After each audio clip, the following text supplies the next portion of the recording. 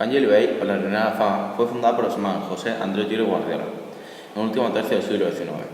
La fábrica está integrada por un molino de verano, una torre de fabricación de harina, una chimenea y varias naves anexas dedicadas al almacenamiento del grano. El conjunto está dispuesto en torno a un patio distribuidor cerrado por un muro con una puerta de entrada que daba a la calle Ciudad de Granada.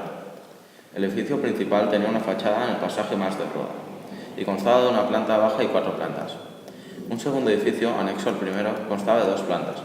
La torre de 6 plantas estaba construida como todo el conjunto con muros de ladrillo estucados y acabada con un tejado de 2 aguas. La chimenea, situada muy cerca de la torre, era de ladrillo. Los almacenes cerraban el recinto por las calles Doctor Trueta y Roque Boronat. El patio distribuidor era muy característico y se accedía a partir de una gran puerta.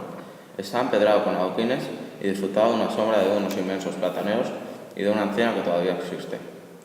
El conjunto vivió de diversas remodelaciones y en 2009 se estrenó como edificio de oficinas y residencial con 56 plazas.